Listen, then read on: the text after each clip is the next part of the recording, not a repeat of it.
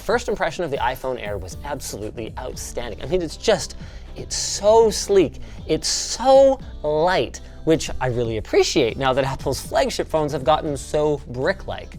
But here's the rub. Once you actually hold the Air and use it day to day, the narrow frame creates kind of a pressure point on the pinky right here. And also, because of the camera bump and the compute being up here, the weight balance is not great. Of course, you can fix all of that with a case, but I mean, what is the point of the Air at that point? It's like ordering a Diet Coke with your Baconator. It's mostly fine, simply because Apple's idle battery management is so good.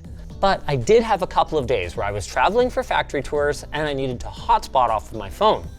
I ended up running out of battery as early as 6 p.m., which simply wouldn't happen on my Pixel 9a or on one of the chunkier iPhones. Once again, Apple does offer a solution for that, a MagSafe power bank, but Baconator. You get the point.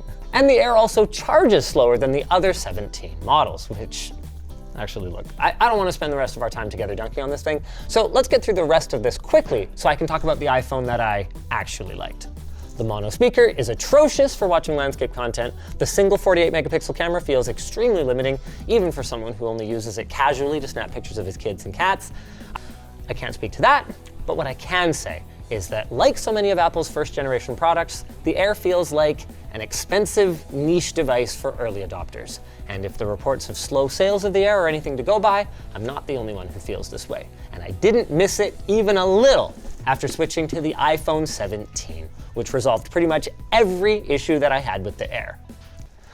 But I don't think I can do it. No side loading, no keyboard customizations, crappy default screenshot management, including locking scrolling screenshots to only particular apps, like why? And also that I can have a software experience that is every bit as buggy as Android?